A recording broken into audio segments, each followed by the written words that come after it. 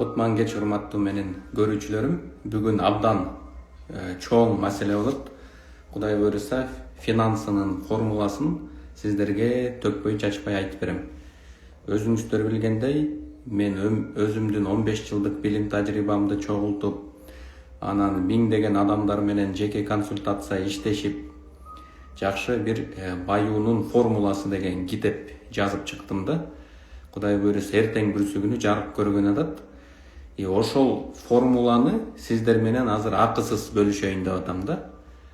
Башынан аягына чейин ошол акча эмне, акчаны кантип көбүрөөк иштеп табыш керек, жана ошол акчаны коротуп салбай кантип кармап калып көбөйтсө болот. Мына ушул жөнүндө мен сиздерге бүт айтып берем да. Ошондуктан бардыгыңыздардан сураныч, азыр дептер ручкаларыңызды алыңыз, блокнот, калем сап дегендин баарын даярдап алыңыздар. Анан бүт жанагы сизди отвлекающий нерселерди жок кылыңыз да, там бир жерге тынч отуруңуз, эч ким сиздерге тоскоолдук жаратпасын. Эмнеге дегенде, азыр ушул 1,5 сааттын ичинде берген маалымат бул өтө чоң баалуу маалымат да, аны сиз эч жерден таба албайсыз. Ошон үчүн бул видео сакталабы, сакталбайбы, аны да көрөбүз. Эгерде сиздер бардыгыңыздар аягында сакталсын, бул видеону дагы көрөбүз десеңиздер, анда балким сактайбыз да. Бирок азыр убакыттан пайдаланып, бүт ушул билимди алып калыңыз да. Мен сиздерге бул видео сабакты 2 бөлүктөн турат да. Биринчи бөлүгү ошол кантип сиз доходуңузду көбөйтүшүңүз керек, мына ушул жөнүндө сүйлөйбүз да. Анткени азыр бүт эле жанагы финансы боюнча сабактарды көрүп окусаңыз, бүт эле болгон тапкан акчаңды экономдо деп атпайбы? Бирок ошол колунда болгон акчаны экономдоп байып кеткен адамды көргөн жокмун да. Ошон үчүн биринчи доходун көбөйтүш керек. Эгер доходун көбөйтсө, анан канчалык бөлүгүн балким 30-40% чогултса, мына ушунда кандайдыр бир капитал топтолот да. Ошон үчүн биринчи бөлүктө кантип рынокто өзүңдүн бааңды өстүрүшүң керек, мына ушул боюнча сүйлөмөкчүбүз. Сабагыбыздын экинчи бөлүгүндө ошол чогулган капитал мүдүр акчаңызды кантип туура көбөйтүшүңүз керек, мына ошол жөнүндө сөз кылабыз да. Бардыгыңыздар ошо дептер ручкаңызды камдап алып келип отуруңуздар. Мен ага чейин өзүм жөнүндө тааныштырып өтөйүн. Анан сиздерден да сураныч, сиздердин атыңыз ким жана кайсы жерден көрүп атасыздар, ошону жаза бериңиздер. То есть менин атым мисалы үчүн Данияр, мен Кара Балта шаарынан көрүп атам деген сыяктуу жаза бериңиздер. Мен өзүмдү тааныштыра кетейин биринчи. Негизи эле мен жана Кыргыз-Орус славян университетин окугам. 9-классты бүтөр замат жанагы бухгалтер кесибин алайын деп колледжге өткөм да. Ошон үчүн мен жанагы бухгалтерия, финансы деген эмне, актив, пассив деген эмне, ошонун баарын жакшы түшүнөм да. Атайын колледжден 2 жыл билим алгам. Андан кийин Славян университетинде филологияга тапшыргам. Филология деген ар бир культуранын рухун сөз аркылуу жана анын адабияты аркылуу тааныйт да. То есть элдердин руханий байлыгын, тилин, адабиятын жана маданиятын, мына ушуну изилдеген кесипти филология деп коет. Филологиялар өтө көп китеп окуш керек да. Ошентип 5 жыл университетте окуп, университетти бүтөр замат биринчи айлыкка иштедим, 2 ай. Андан кийин эле жеке ишкерликти баштап кеткем да. Мына ошол 2012 жылдан баштап азыркы жылга чейин жеке ишкерлик менен алектенем. Ушул убакыттын ичинде абдан өйдө төмөн жашоодо басып өттүм да. Аны өзүмдүн китептеримен дагы көп жазып кеткем. Азыркы учурда 10 китептин автору болом. Ошол 10 китептин 7си кыргыз тил, орус тилинде чыгат. Ошондо жалпы 14 китеп да. Анан Кыргызстандын бүт китеп дүкөндөрүндө сатылат. Анын ичинде жана чечендик өнөр боюнча өзүңдүн туура күчтүү тараптарыңды аныктап, максат коюп, максатты жетүүгө, жеке бренд боюнча, маркетинг боюнча мына ушул багытта китептерди жазгам. Азыркы учурда ар бири бестселлер болуп, 3-4 жолу басылып чыгып, элдерге аябай жакшы жардам берип атат. Аны сиз кадимкидей эле ушу менин профилимдин астында тегерекчелер бар. Книги, отзывы, отзыв 1, отзывы 2 дегендерди бассаңыздар, ошо менин китептерим боюнча отзывдар бар. Мен 5 айлык онлайн курс берем. Ошо менин берген сабактарым боюнча дагы адамдардын өзгөрүлүп, жакшы бир результат алган, ушунун баарын отзывдарды беришкен да. Анда эмесе бул жака бардыңыздар, жазып кеттиңиздер. Ошол Каракылжа, Жалал Абад, Бишкек, Ысык Көл, Бишкек бардыгын жазып кетиптирсиздер да. Анда эмесе жакшы. Бардыгыбыз таанышып алдык. Эгерде суроолоруңар пайда болсо, ошол суроолоруңарды бир дептериңиздин бир чекесине жазып коюңуздар. Анан атайын ушул сабактын аягында суроо жооптон турган бир убакыт беребиз. Ошондо берсеңиздер болот. Азыр болсо башка бирөөлөргө тоскоолдук жаратпай, тынч отуруп, угуп жазыңыздар бардыгын. Азыр мен сиздерге демонстрация экранага өтөм дагы, бул жактан бардыгын төкпөй чачпай айтып берем. Мына биздин сабак ушул схеманы, формуланы түшүндүрүп бериш керек да. Бул формуланы сиз эч жерден таппайсыз. Кандай бир 10 000 деген китеп окуңуз, канча 10 000 деген видеоролик көрбөңүздөр, бул формула жеке автордук да. Муну мен өзүм изилдеп отуруп ушундай формула түздүм. Эми карап көрсөңүздөр, бул тепкич 2 бөлүктөн турат да. Биринчи сиз эркиндикке жетпей жүргөн маалыңыз, анан экинчи бөлүк эркиндикке жеткен жашооңуз да. Ошол эркиндикке качан жетпейсиз? Эгерде сиз чернорабочий, обслуживающий персонал, специалист, эксперт, жеке ишкер ушул тепкичтерде жүрсөңүз, анда дагы деле эркиндикке жетпей жатасыздар да. А эгерде сиз бизнес, инвестор, бренд деген тепкичке чыгып алсаңыз, анда сиз эркиндикке жетесиз. Эми ушуну мен сиздерге төкпөй чачпай азыр айтып берем да. Каерден каяка чыгыш керек.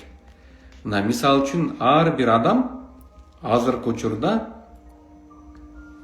чернорабочийден баштайт экен да. Эгерде адамдын билими жок болсо, күчтүү бир өнөрү жок болсо, бүт бардыгы чернорабочийден баштайт. Мына мисал үчүн ошол эле мектеп окуучулары 14-15 жашта иштеп башташы мүмкүн.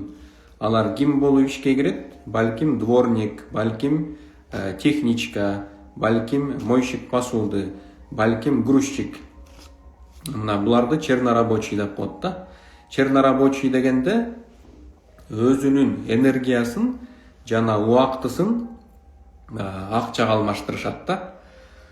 Эгерде бул адам ошо ойдон эле билим албаса, өнөр үйрөнбөсө, өмүр бою чернорабочий бойдон кала берет.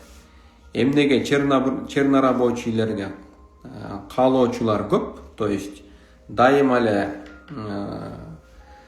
көп адамдар мындай ушул эле чернорабочийге умтула берет. Анткени бул жерге көп талап кылбайт да, то есть кандай өнөр билесиң, кандай билимиң бар, кебете кепшириң кандай, эч кандай талап коюлбайт да. Ошон үчүн бардыгы эле бул оңой деп ушул тепкичте жүрөт. Эгерде бул срочно кандайдыр бир билим алып өнөр үйрөнбөсө, өмүр бою ушул чернорабочийде калып калышы мүмкүн. Чернорабочий дегенде сиз эч кандай тазалыкты, өзүңүзгө болгон сый урматты талап кыла албайсыз да. Сиз просто жанагы подай, принеси, убери, тигини тияка алып барып кой деген гана функцияны аткарасыз да. Ошон үчүн Эгерде сиз убакыт энергияңызды акчага алмаштырып жүрсөңүз, анда сиз чернорабочий тепкичте жүрөсүз. Эгерде бул сиз үчүн убактылуу болсо, мен бу жерден акча иштеп, документтеримди порядокко келтирип, андан кийинки тепкичке өсөм десеңиз, анда бул коркунучтуу эмес да. Анткени мисалы үчүн биздин мигранттар, жанагы Кыргызстандан Россияга кетип аткандар көбү тил билбейт, документтери жок, эмне кылаарын билбейт, бирок үйдө жөн эле отура бербей, кой, мен дагы кыймылдайын деп анан Россияга кетип атат. Бардыгы пол жуугандан баштайт жана дворниктен баштайт да. Эмнеге дегенде жумушка оңой алат, документтерден деле көп талап кылбайт, анан тил билиштин деле зарылдыгы жок. Тигил жумушка орношкон адамдын өзүнүн планы бар да. Мен бул жерде жарым жыл иштейм, эң зарыл карыздардан кутулам, документимди иретине келтирем, анан ошо 6 айдын ичинде аз болсо дагы тилди үйрөнүп алам депчи. Ошентип отуруп, анан 6 айдан кийин бүт зарыл нерселерин чечип алат дагы, жакшы жумуштарга өтүп кетет да. Ошол эле водитель өтөт, же болбосо дагы бир башка жумуштарга өтөт. Ошон үчүн урматтуу мекендештер, эгерде сиз азыр кара жумушта иштеп жүрсөңүз, бул коркунучтуу эмес. Бирок эмне коркунучтуу, эгерде ушул тепкич болгон күчүм ушуга эле жарайт, мен ушу менен эле чектелип калам деп колуңузду түшүрүп, ошо менен макул болуп калсаңыз, мына ушул нерсе коркунучтуу да. Ошондуктан сиздин өмүрүңүз кыска эле. Мына эч ким билбейт, балким 20 жыл жашайбыз, балким 30 жыл жашайбыз. Анан ошентип эле азыркы чернорабочийде кылган жумушуңузга өзүңүздү такап, ошо менен чектелип кала берсеңиз, анда өкүнүчтүү болот да. Ошон үчүн бир өзүңүзгө убакыт беришиңиз керек, балким 1 жыл, балким 2 жыл, балким жарым жыл. Андан кийин мен моундай тепкичке өсөм деп өзүңүзгө сөз беришиңиз керек да. Мисалы үчүн жанагыл мектепте окуп жүргөн балдар ошол 8-9 класстан акырын иштеп башташат да. Там базарда подработка кылышат, ошол эле кафелерде пол жууп же идиш аяк жууп башташат да. Бул жаман эмес, эгерде бул өзүнүн мектебинен сырткары убакыт болсо да, акырындан өзүнө акча иштеп, тажрыйба топтоп баштайт да. Билим, жанагыл эмгек деген эмне болот, нанды кантип таап жеш керек, ошону түшүнө баштайт да. Бирок булар уже 11 класс болсо же 1 курс университетке өтүп кетсе, анда экинчи тепкич обслуживающий персонал болот. Обслуживающий персонал деген ким? Азыр мен сиздерге бул жактан көрсөтүп берейин. Бул ошол эле убакыт энергиясын сатып атат, бирок бул жерге тазалык дагы керек, анан сүйлөгөн сөздүн маданияты керек да. Эгерде сен официант болуп иштесең, бармен болуп иштесең, продавец болуп иштесең, сен эң биринчи келбетиңди оңдошуң керек, анан сүйлөгөн сөзүң дагы жагымдуу түс болуш керек да. Сен мисалы үчүн клиентке сөгүнүп, сагынып сүйлөй албайсың. Сатып алып келген клиентке сен сөгүнүп, сагынып сүйлөй албайсың. Сен уже сыпайы болгонду үйрөнөсүң, өзүңдүн гигиенаңды карайсың. Бирок сен дагы деле ошол убакыт менен энергияңды акчага алмаштырып атасың. Бирок жанагы чернорабочийге караганда обслуживающий персонал бийигирээк турат да. Ошон үчүн ар бир адам эгерде чернорабочийден өсөм десе, биринчи фокусту обслуживающий персонал тейлөө лестницага көңүлүн коюш керек да. Мисалы үчүн ошол эле бүт адамдарды тейлеген сервис системасы ушул обслуживающий персоналга кирет да. Мисалы үчүн бизди деле алсак, биз ошол мектепте жана базарда бир аз подработка кылдык, андан кийин деле кайра жогорку класстарда, уже 10-11 класста официант болуп иштеп баштадык да. Бул бүт жаштардын жанагыл тепкичтен бийик өскөн адаты. Анан бирок эгерде сиз обслуживающий персонал менен азгырылып жүрө берсеңиздер, анда бул өтө жаман да. Анткени мен мисал үчүн көрөм да, обслуживающий персонал дегенде ошол официант болгондор айлыгы жакшы эле да. То есть булар ошол айлыгын мисалы үчүн $1000 тапса, плюс чаевый менен кошуп дагы $1000 таап алат. Ошентип айлыгы $2000 болуп калып атат да. Жылуу жумшак, курсагы ток, тамагына төлөбөйт, тамак аш акысыз да. Көп жаштар ошого азгырылып, ушул лестницага байланып алышы мүмкүн да. Анан карасаң, 35ке чыкса дагы деле официант болуп жүрөт да. Бул туура эмес, анткени обслуживающий персоналдагы бул убактылуу болуш керек. Сиз ошол обслуживающий персоналда иштеп жүргөндө параллельно билим алышыңар керек да.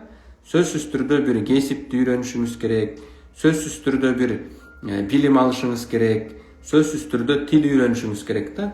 Анан мына убактылуу 2-3 жыл ушул обслуживающий персоналды иштей берейин, билим тажрыйба топтой берейин.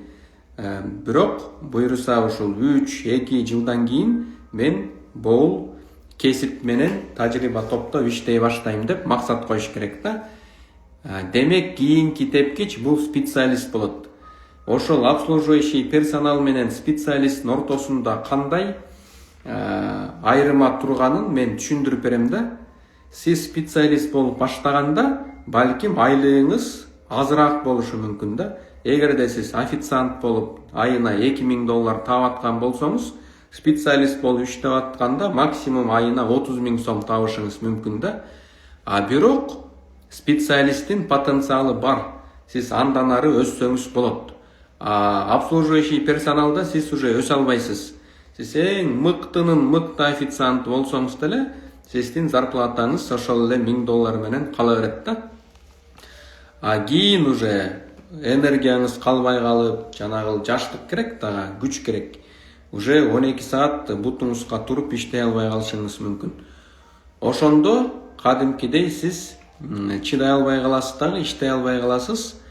Эми эмне кылышым керек дегенде ошо жооп таба албай каласыз да.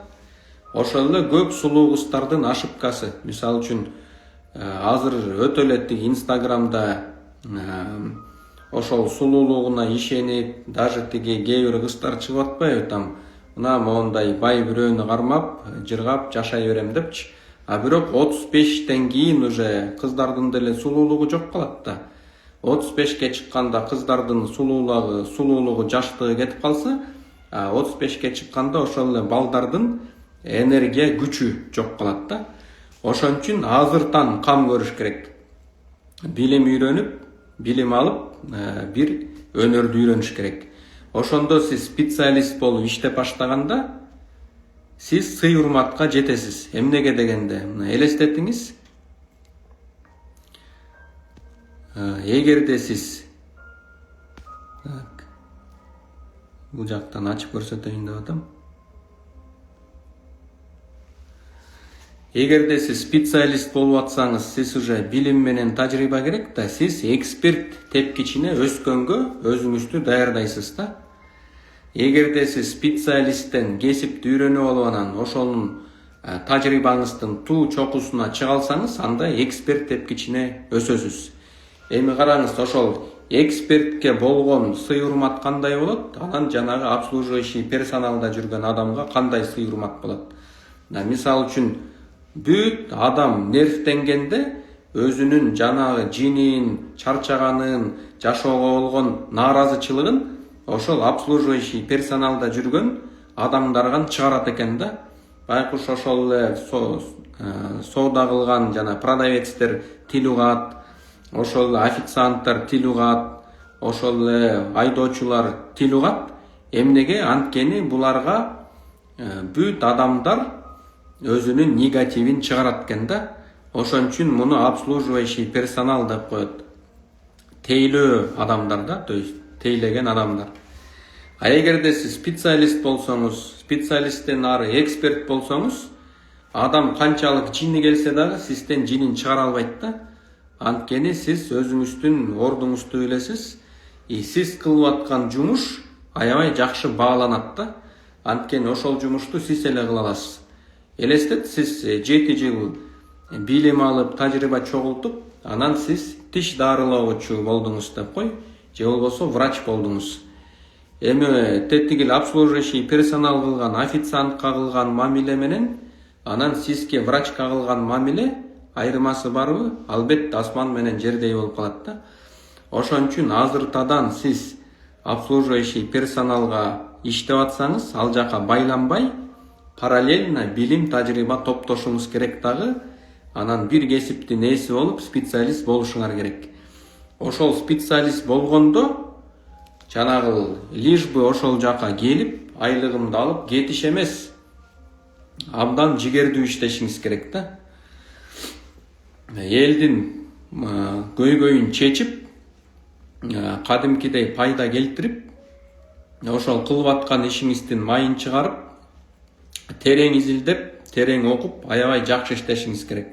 Мына ошондо сиз дагы бир нече жылдан кийин жөн эле специалист болбой, уже эксперт болосуз. А эксперт болгондо сиз уже өмүр бою ачка калам, мен элдер мындай кереги жок болуп калам деп уже ойлонбой каласыз. Эмне дегенде сиз дайыма керек болосуз. Анткени сиз жасаган жумуш, сиз чечкен көйгөй бүт адамдарга керек болот. Мисал үчүн, үй куруучу прораб деп коелу. Прораб аябай жумушун мыкты билди, үйрөнүп алды. Ошол кесипке 10 жылдык өмүрүн арнады. Эми прораб бардыгына керек да. Бүт бардыгы эле үй салам десе, ошол адамга кайрылат, кошамат кылат, колунда болгон чайнанын көтөрүп барат да. Ошондой эле сиз жакшы тиш дарылоочу дантист болдуңуз да. Албетте сиз деле керек болосуз. Өмүр бою сый урматта жүрөсүз. Демек, канчалык деңгээлде сиз өзүңүздүн бир нече убакытыңызды билимге жана тажрыйба топтогонго берсеңиздер, кайсы бир кесиптин ээси болупчу, анда сөзсүз түрдө сиз өмүр бою ошонун аркасынан жакшы турмуш көрүп өтөсүз да. А эгерде сиз жеңил акчанын аркасынан чуркасаңыз, азыр аябай мошенничество көбөйүп кетти да. Ошол эле жанагы моунча убакыттын ичинде байгыла коем, үйрөтө коем деп элдерди алдагандар көп. Жана Wildberries'ти үйрөтө коем, миллионер болуп кетесиң. Криптовалютаны үйрөтө коем, бай болуп кетесиң. Мына ушунун баары болбогон нерсе да. Андан көрө сиз бир жумушту үйрөнүп алып, ошонун туу чокусуна чыкканга аракет кылышыңыз керек. Эгерде сиз кыска мөөнөттүн ичинде убакыт менен энергияңыздын азыраак коротуп, бирок көбүрөөк пайда келтире алсаңыз, анда уже экспертсиз да. Анткени сиз өнөрүңүздү мыкты көрсөтө аласыз. Жанагы илгери байыркы китепте айтылганда, то есть сен өзүнүн өнөрүнүн туу чокусуна көргөн адамды көрдүң беле, ошол адам хандын алдында турат дейт да. Чындап эле канчалык деңгээлде жумушуңду мыкты кылсаң, анда сен абдан чоң адамдар менен иш кылып каласың да. Мен убагында тигил речь деп коет да, сүйлөө сөз. Мисал үчүн, ошол эле бизнесмен саясатчы болом дейт да. Анан бизнесмен саясатчы болуш үчүн элдердин алдына чыгып сөз сүйлөш керек да. Анан ошол мен чечендик өнөрдү үйрөтүп жүргөндө убагында ошол кандидат келчи, анан экөөбүз ага күчтүү тараптарын аныктап туруп, анан мен ага речь түзүп берчимин да. Ошол бир барак речь үчүн ал мага $200-300 төлөп берчи да. Неге анча төлөп берчи? Анткени ошол баалуу болчу. Анткени анын бүт күчтүү тараптарын таап, элге жагымдуу кылып, туура кылып туруп жазып берчимин да. Ошон үчүн сиз канчалык деңгээлде өзүңүздүн ишиңизди мыкты билсеңиз, анда ошончолук кыска мөөнөттүн ичинде көп акча тапканга мүмкүнчүлүк аласыз да. Мисал үчүн бир адам бар экен, аябай күчтүү механик экен да. Анан мисал үчүн килейген жанагы кемелер болот го, яхталар. Ошолордун двигательдери бузулуп калышы мүмкүн экен. Анан анын эгерде двигатель, ошол яхтанын двигатель мотору бузулуп калса, аны оңдогон специалисттер өтө аз экен да. Анан ошентип ары чалып, бери чалып, бир ошо яхтанын двигатели бузулуп калып жүрбөй атат да, оталбай атат. Ошентип анан көбү деген алыста экен, за граница экен, таппай атып, анан бир мастер наконец айтат экен: "Хорошо, мен ошо силердин эле шаарыңардамын, бирок мен ошол двигательди оңдош үчүн $10,000 алам дейт да. Анан айла жок, тигилер чакырат экен, мейли келиңиз оңдоп бериңиз, ошо $10,000 төлөгөнгө даярбыз депчи. Анан ал көп болсо бир 15 мүнөткө жетпеген убакыттын ичинде оңдойт экен да. Көрсө кичинекей эле бир болтиги туура эмес тагылып калганбы же ажырап кеткенби, ошону бекитип берип коет экен. Анан жана акча төлөп берген адам айтат да, сен 15 мүнөттүн ичинде ушуну жасап койдуң, анан $10,000 алып атасың, аз эле албайсыңбы десе, тигил айтат экен да, мен ушул проблеманы табыш үчүн, ушуну туура диагностика кылыш үчүн аз дегенде эле 15 жылдык билим тажрыйбамды кетиргем деп жооп берет экен да. Анан чындап эле, эгерде билбеген мастер келсе, ал жанагы мотордун баарын чачып иймек дагы, анан бир жума ошол кармалмак ошол жерде отурупчу. Тиги келди, дароо жанагы ошибканы тапты, ошону оңдоду, ошон үчүн акча алып атат. Ошондуктан баардыгыңыздарга айтат элем, кандай жумуш кылбаңыз, эгерде кыска мөөнөттүн ичинде көйгөйдү таап аны чече алсаңыз, анда сиз аябай чоң даражадагы мастер болосуз, эксперт болосуз да. Эми кийинки тепкич бул предприниматель, жеке ишкер. Эксперт менен предпринимательдин экөөнүн разницасы кандай болот? Эгерде эксперт дагы деле бирөөнүн кол алдында иштеп жүрсө, анда бул эксперт бойдон калат да. Мисалы үчүн сиз көп клиникаларды билесиз да, ошол эле частный клиника же болбосо стоматологический центр. Ошол жерде мыкты эксперттер иштейт, бирок процентке иштейт да. Жанагы ошол системаны түзгөн предприниматель же бизнесмен аларга условия түзүп берди, ошол креслоны, оборудованияларды, лицензияны бүт бардыгын алып даярдады. Бирок тигил эксперт иштеп берип атат. Анан ал жактан может быть 30% алат, а калган 70% тигил жеке ишкер предпринимательге төлөп берет да. Эми жаңы эле кирип түшүнбөй калдым тигиндей дегендер алаксытпай туруңуздар, анан видео сакталганда көрүп аласыздар да. Мен ошо башында айта кеттим, бүт алаксытпай тынч коюп дептер ручкаңарга жазып алгыла депчи. Эгерде сурооңор болсо, дептериңердин чекесине жазып койгула. Атайын убакыт берем, ошондо бере бересиңер сурооңорду. Вот ошондуктан эксперт менен предпринимательдин разницасы эмнеде болот? Алардын разницасы жоопкерчиликте болот да. Жеке ишкер жоопкерчиликти көбүрөөк алып атат да.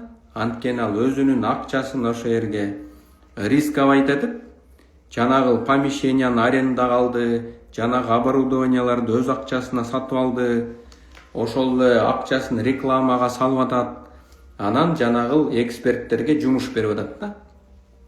Эгер кардарлар келбей калса, 2 ай эле кардар келбей калса, предприниматель жеке ишкер уже минуска кетет да. Анткени аренданы төлөш керек, акчанын баары замороженный, рекламасы текке кетти акчасычы. Ошондуктан канчалык деңгээлде көбүрөөк жоопкерчилик ала алсаңыз, ошончолук сиздин акча табуу мүмкүнчүлүгүңүз өсүп атат да. Эмне үчүн предприниматель жеке ишкер дагы деле не свободный? Анткени көп ойлойт да, предприниматель болсом азыраак иштейт окшойм депчи. Жок, канчалык сен предприниматель болсоң, ошончолук көп иштейсиң да. Эмнеге көп иштейсиң? Анткени сен бардыгына жоопкерчиликти өзүң көтөрүп атасың да. Ошол эле сен контролдошуң керек да, ошол эле рекламаны карашың керек, келип атабы, келбей атабы, ошол эле документация өз мойнуңда. Анткени мен өзүм башыман өткөн да, мен айлыкка иштегенде, университетти бүтүп айлыкка иштедим, маркетолог болупчу. Эртең менен саат 9-та жумуш башталчу, анан саат 6-да какштык үйгө кетип калчубуз да.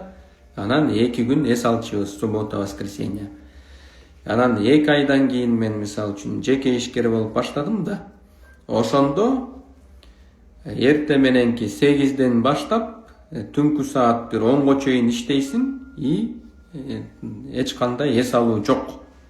Суббота, воскресенье дагы иштейсиң да. Бүт функциянын баарын өзүң аткарасың. Эмнеге дегенде биринчиден тажрыйба жок, экинчиден кардарлар жок, үчүнчүдөн башка специалисттерди жумушка алганга акчаң жок, реклама бере турганга көп да бюджетиң жок. Ошон үчүн баардыгын өзүң жасайсың да.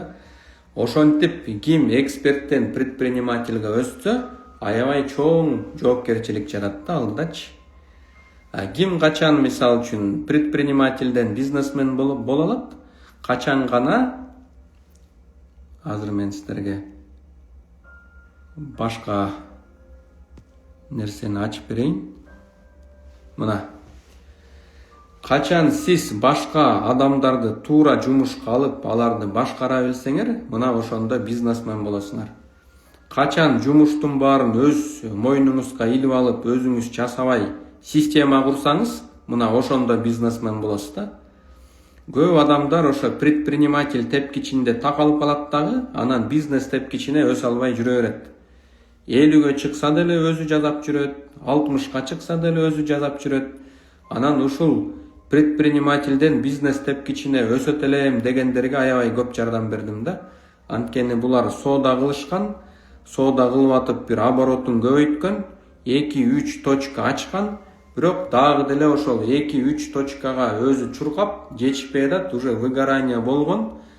Үй бүлөсүнө убакыт жок, саякатка убакыт жок. Ден соолугу уже такыр эле болбой калган. Анан эмне кылам билбейт да байкуш.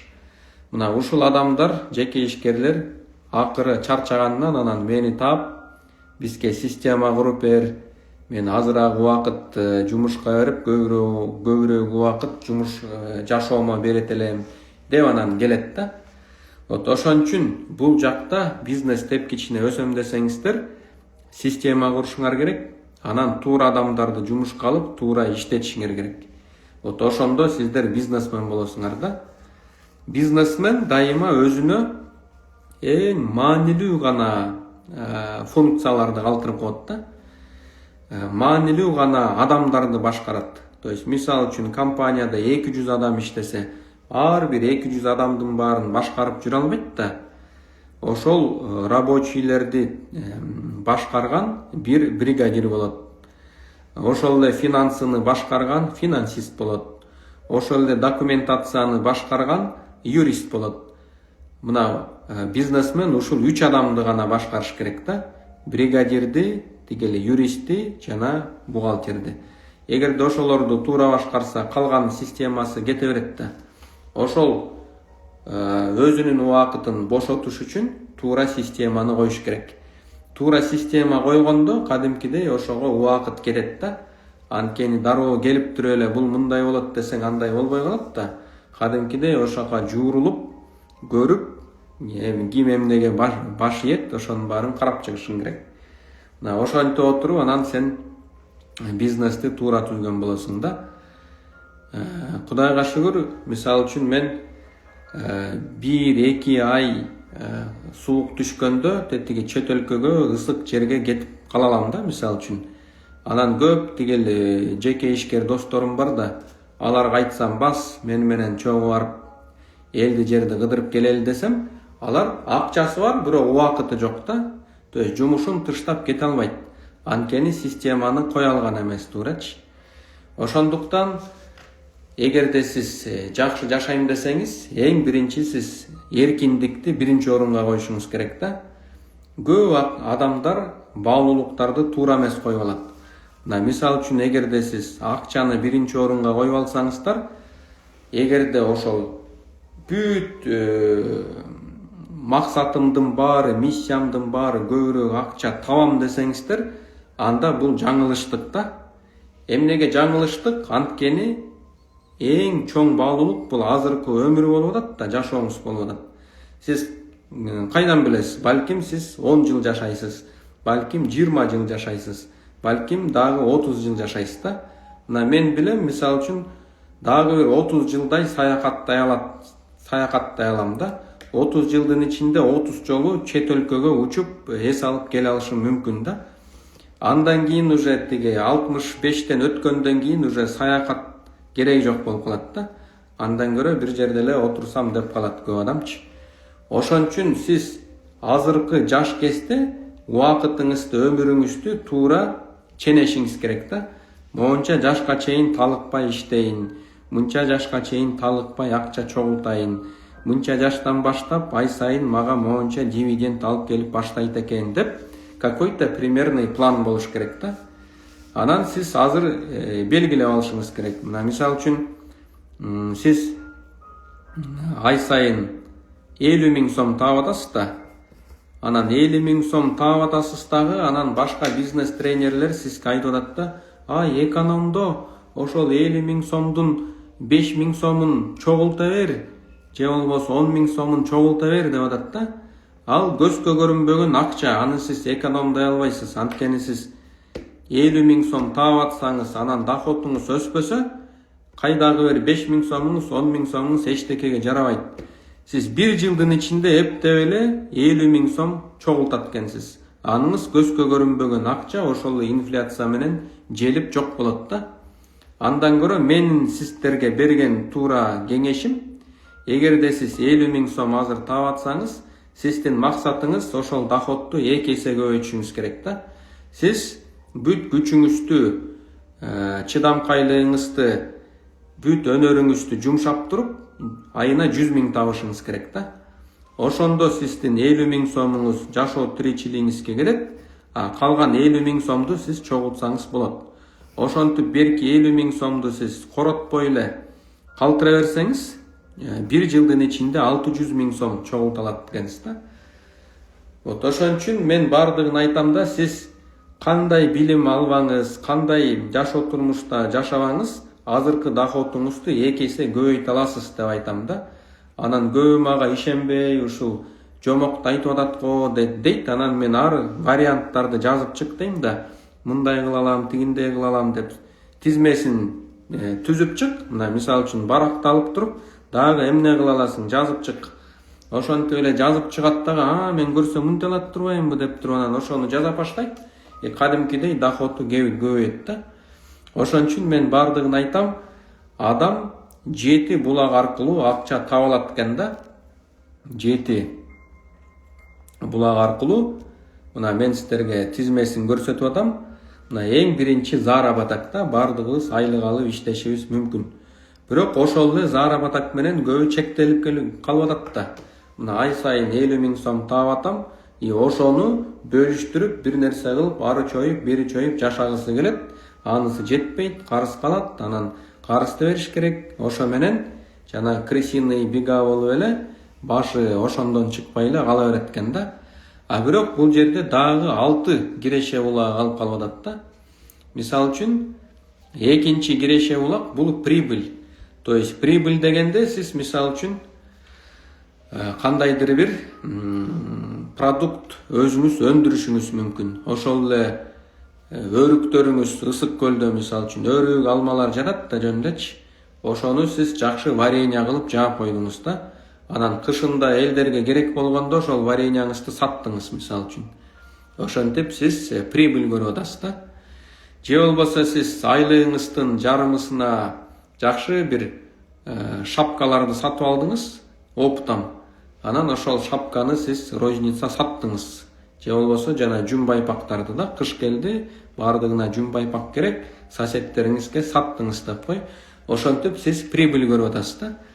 Демек, прибыль деген эмне? Бир нерсени оптом алдың, анан розница саттың, же болбосо жөн эле жаткан ошол эле овощи, фруктудан консерва кылдыңызбы, бирдеме кылдыңызбы, ошону жеке кичинекей өндүрүш кылып туруп, анан саттыңыз да.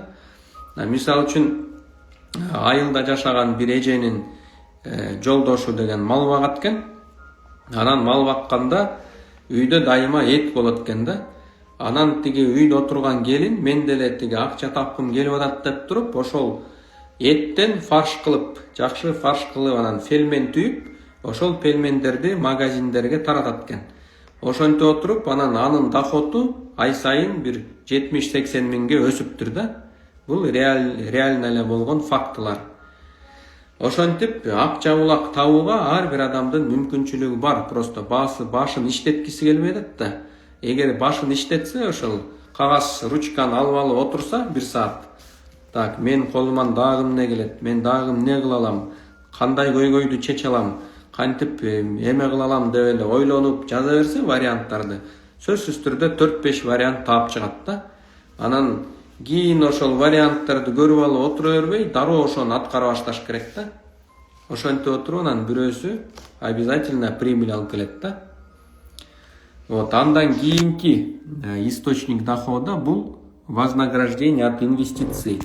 Мисал үчүн айтып атпаймынбы, сиз доходуңузду 2 эсе көстүрө алсаңыз, анан тигил 50 миңден 1 жыл чогултсаңыз 600 миң сом чогулттуңуз да.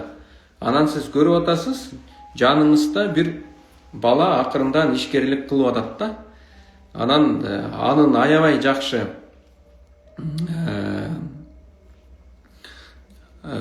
аябай жакшы тиги клиенттери пайда болду. Клиенттери анын товарын алып атат, бирок ага оборотко акча жетишпей атат да. То есть көбүрөөк товар алганга акчасы жетишпей атат. Анан экөөңөр келишим түздүңөр, кадимкидей договор түздүңөр дагы, ар бириңер условияларды жаздыңар. Аны тиги өзүңүздөр деле кагазга отуруп алып, варианттарын жазып, экөөңөр жазып туруп, анан кол коюп, келишим түзүп алсаңыздар болот. А эгерде юридически десеңер, керек болсо нотариально балыктарды түзсөңөр болот. Вот, анан сүйлөшүп алдыңар да, мен сага 600 миң сом инвестиция кылайын, сенин ишиң жакшы өтүп атат. Анан ошонун үстүнө сен мага 100 миң сом, 200 миң сом ыраазычылык бер. Это как договоритесь да? Мына мисал үчүн менин эле учениким запчасть сатып аябай жакшы иш кылып аткан, бирок ага акча жетишпей баштады да. Анан айтты мага мынча миң сом берсеңиз, мен көбүрөөк ошол запчасть алат элем, анан пайдадан мынчасын сизге берет элем депчи. Анан мен жок деген жокмун, анткени көрүп атам, бул ишеничтүү бала, ай сайын жакшы эле кардар келип атат, дайыма оборот болуп атат. Демек, мунун запчасть көбүрөөк сатыш үчүн буга көбүрөөк акча керек экен деп, анан акча бердим да, мисал үчүн. Ошентип доход от инвестиций ал жактан акча келе баштады. Ошон үчүн эгерде сиз ишеничтүү ишкер досторуңар, туугандарыңар же болбосо тааныштарыңар болсо, ошо менен договор түзүп инвестицияга кылсаңыздар болот. Эгерде андай тааныштарыңар ишеничтүү жок болсо, анда эң аз дегенде эле банковский депозит, бул дагы доход от инвестиций болуп санаса болот да, анткени ошол эле банктар азыр 15% пайда берип атат. Мисал үчүн 1 миллион салсаң, сага 150 миллион сом берет да. 1 миллион берсең 150 миң сом пайда берет да. Так, кийинкиси бул арендная плата. Мына мисал үчүн эгерде сиз өзүңүздүн жер тамыңыз бар, анан сиз убагында бир квартира алып койгонсуз, ошол квартира жөн эле бош турбастан аны арендага берсеңиз болот да. Вот, ошон үчүн эгерде сизде мисал үчүн акча көп, анан эмне кылганыңызды билбей атсаңыз, жок дегенде ошол квартира, жер үй же болбосо участок алып, аны арендага берсеңиз болот. Эгерде ата-энеңизден калган квартира болсо, аны дагы арендага берип койсоңуз, аябай жакшы болот да. Андан кийин мына дивиденды деп атат да. Дивиденды как раз таки ошол бир нерсеге сен вложение кылдың, анан ал жактан дивиденды көрө баштадың да. Мына мисал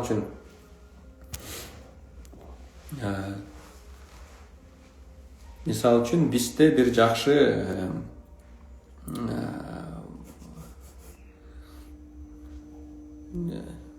мисал үчүн жакшы процентный ставкалар өсүп атат да. Мына мурун бизге сом менен депозит дегенде болгон 10% гана берчи да банктарчы. Азыр кадимкидей 15%га көтөрүлдү. Бул экономиканын өскөнүнө да байланыштуу. Вот, эгерде сиз мисал үчүн 15% менен берсеңиздер, сизге жакшы эле дивиденд алып келип берет да. Анан ошондой эле башка бирөөнүн бизнеси өсүп, уже потенциал көп болуп атса, сиз кадимкидей партнер болсоңуз болот да.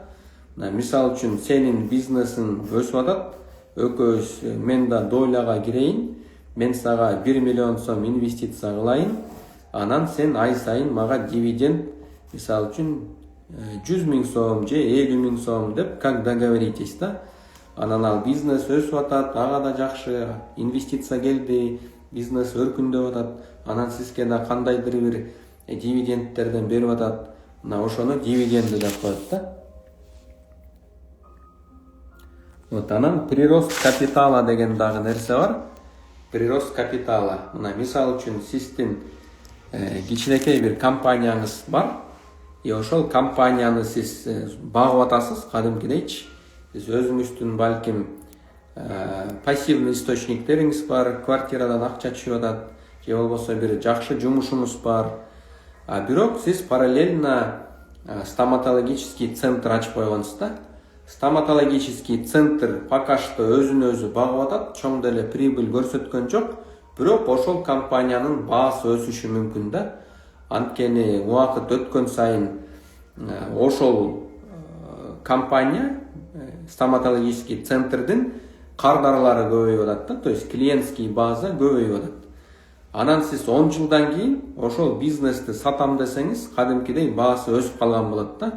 Анткени ошол помещение раскрученный болуп калат, клиентский базасы көбөйөт, преданный клиенттери көбөйөт. Ошондо сиз смело эле айтасыз да, балким ошонун компания клиниканы ачыш үчүн $100 000 коротконсуз башында. Азыр ошону $1 миллион сатып атасыз да. Вот ошону прирост капитала деп коет да. Прирост капитала бул АКШ, СШАда өтө маанилүү. Анткени бардык эле бир компанияны түзөткөн, ошону аябай вложение кылып өстүрөткөн, анан какой бир уровеньге жеткенден кийин аны сатып ишеткен да. Бул СШАда жанагы өнүккөн өлкөлөрдө аябай распространенный нерсе. Вот анан роялти деген жакшы нерсе бар. Роялти дал ушул мага тиешелүү да. Бул жакшы бир продукт, интеллектуальный собственность жазып коесуң бир жолу. Анан ал сага көп убакыт бою сага акча алып келе берет экен да. Мисал үчүн мен жакшы китептерди жазып койдум, анан ал издатель деп коет да. Ошол издатель өз акчасына басып чыгарат, өзү бүт китеп дүкөндөргө таратат. Анан ошондон мага акча берип атат да, мисал үчүн. Же болбосо жакшы ырчы бир сонун бир ырды ырдады, анан аны тиги YouTube, TikTok жана башка площадкаларга жүктөп койду. Анан ал жактан просмотр келип атат, и ошол площадкалар буга акча төлөп берет да. Ошол эле жана ютуберлер YouTubeга жакшы пайдалуу видеолорду чыгарып атат, и ошол видеосу көп просмотр болгон сайын ага акча алып келе берет да. То есть роялти деген эмне? Кандайдыр продуктты түзүп койсоң, ошол элге керек болуп алар сатып алса, сага дивиденд келе берет да. Мисал үчүн СШАда эгерде сен жакшы бир фильмди тартып чыгарсаң, ошол фильм кассовый успех болсо, сен аны франшиза кылып сатып коесуң да. То есть ошол фильмге сен права бересиң, башка режиссер, сценаристтер анын уландысын тартып чыгара беришет. Сен ошондон дагы дивиденд, роялти ала бересиң да. Демек, кандайдыр бир жакшы продукт түзүп койсоң, бул сага түбөлүк акча алып келе берет да. Демек, сиз бир эле акча булагын тикте отура бербей, башка да акча булактарын түзүшүңүз керек да. Аны үчүн азыркы заманда абдан көп мүмкүнчүлүктөр бар. Сиздерге чектөө койгон бул өзүңүздүн гана көз карашыңыз да. Эгерде 100 жыл мурун бизнес кылып жүргөн адам азыркы заманга келсе, айтмакта, ай силерге акча табуу мүмкүнчүлүгү аябай көп турбайбы? Бизде бул болгону 1-2 эле булак эле, азыр сиздерде 1000 булак бар экен деп аябай таң калмакта. Ошон үчүн ар бирибиз өзүбүздүн оюбуздагы, көз караштагы чектөөгө гана байланып калып атабыз азыркы учурдачы. Ошон үчүн ар бириңиздер сиз өзүңүздүн кичинекей көз карашыңызга чектелбей, мындай кеңирээк карашыңар керек да. Анткени сиз бизнестен сырткары инвестор дагы болсоңор болот, жана жеке бренд дагы болсоңор болот да. Вот эмнеге дегенде сиз бир гана сиз жалгыз иштебейсиз да, сиздин үй бүлөңүздө мисалы үчүн жолдошуңуз же келинчегиңиз иштейт, балдарыңыз иштейт. Анан үй бүлөңүздүн доходу мисалы үчүн 200 000 сом болушу мүмкүн да. Ошол 200 000 сом каяка кетип атат? Той топурларга эле чачып жок кылып атасыздар да. Андан көрө ошо той топурду азайтып, эгерде доход айына 200 000 келсе, 100 000 сомун короткула үй бүлөңүз, 100 000 сомун чогултуңуздар да. Анан кадимкидей туура инвестиция жасаңыздар. Инвестиция жасаганда же болбосо жер алып коюңуздар, же болбосо мал алып коюңуздар, же болбосо мына мага окшогон жеке ишкерлери бар. Биз мисалы үчүн курулуш иштерин жасайбыз. Биз 20% менен инвестиция алабыз дайыма. Уже 3 жылдан бери инвестиция алып, ошол элдердин акчасына көбүрөөк үй курабыз. Анан ал адамдарга да пайда алып келебиз да. То есть силердин акчаңар да өзүңүздөргө пайда алып келип атат, элдерге дагы үй салып, алардын да багын ачып атабыз да. Анткени биз 100% акчага эмес, рассрочкага үй салабыз да. Адамдар болгону 50% башында берет, калган акчаны 20 айга бөлүп төлөйт да. Биз өзүбүздүн акчабыз менен 100% салып, үйдү салып берип коебуз. Ал жашай берет, анан калган акчаны ай сайын бөлүп төлөй берет 5%. То есть эч кандай процент деген жок, залог деген жок. Анан ортомчулар жок да. Элдерге да жакшы, бардыгына жакшы болуп атат да. Ошон үчүн эгерде ишеничтүү ишкерлер болсо, вот ошолорго инвестиция кылсаңыз болот. Же болбосо участок алсаңыздар болот. Же болбосо дагы бир пайдалуу бир бодомал бир нерсе алып койсоңуздар болот. Ошентип акчаңызды коротуп ийбей кармап калышыңыз керек, анан көбөйтүшүңүз керек да.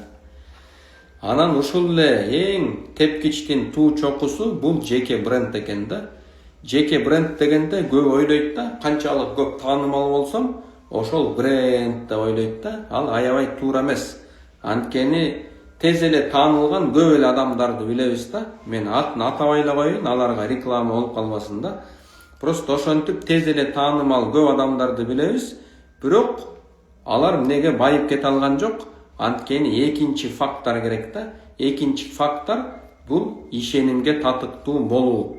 Эгер сиз таанымал бирок ишенимден кеткен адам болсоңуз, анда сиз бренд боло албайсыз да.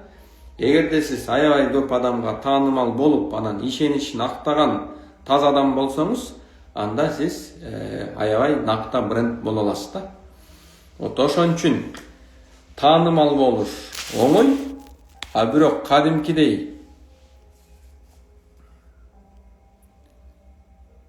эгер кадимкидей сиз ошол ишенимге татыктуу жакшы иш жасасаңыздар, анда сиз жана брендиңиз менен жакшы көп убакыттан бери иштей берсеңиздер болот. Анан мисалы үчүн бизнес, инвестор, анан брендтин дагы өзүнүн уровеньдери болот да. Мисалы үчүн кээ бирөө бизнес кылып атат, анын бизнеси кичинекей, обороту 1 000 000 сомго чейин эле да. Анан экинчиси орточо бизнесмен, анткени анын обороту жылына 100 000 000 сом.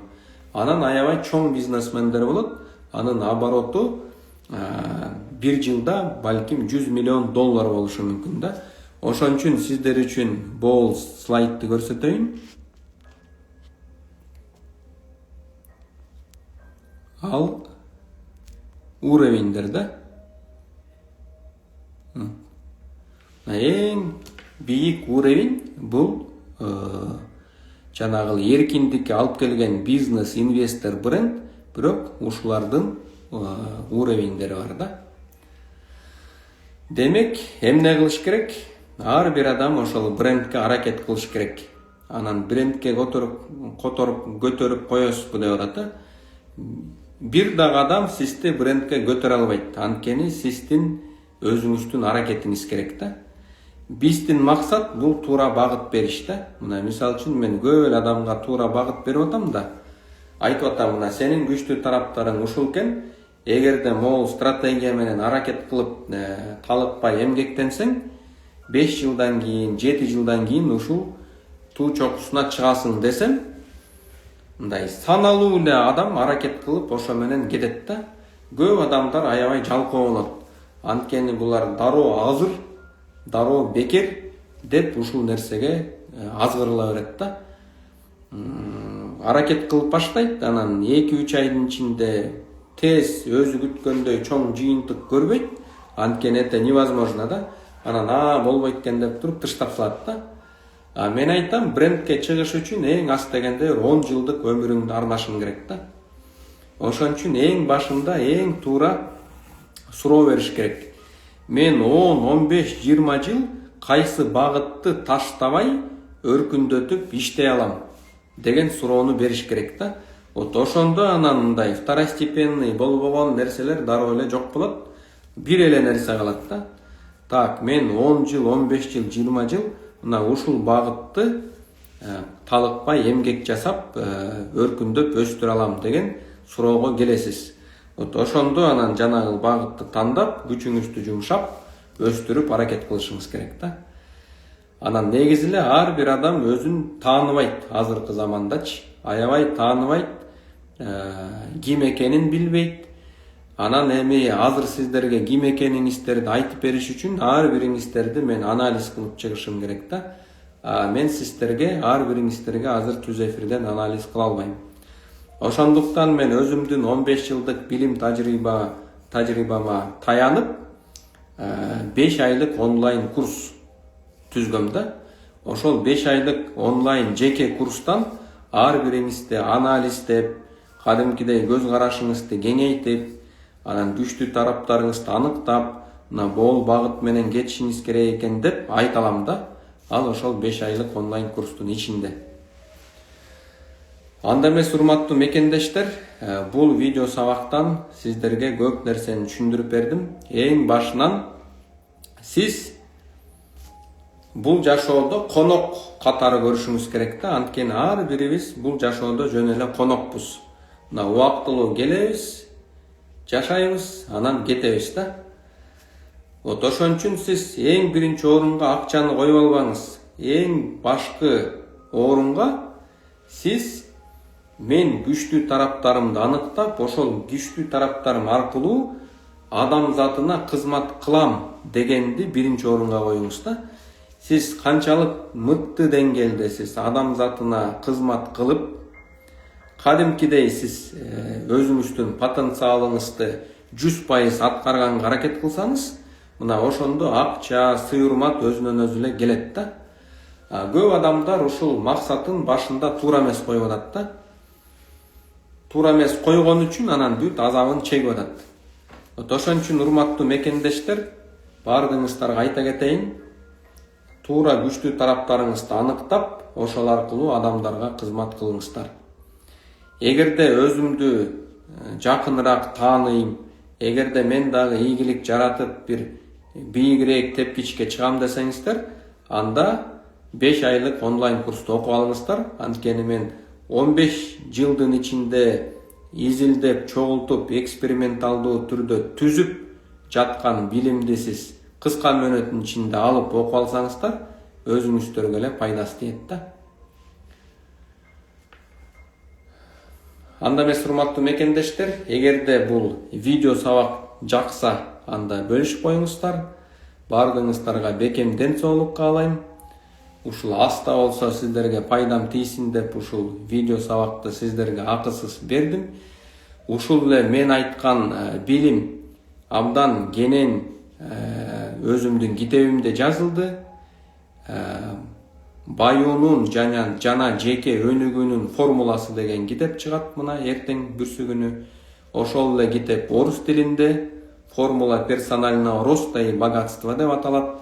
Бүт кыргыз китеп дүкөндөрүндө сатылат. Ошол эле раритет китеп дүкөндөрүнө чыгат, Кудай буйруса. Бардыгыңыздарга бекем ден соолук каалайм. Жолукканга чейин аман эсен жүрүңүздөр.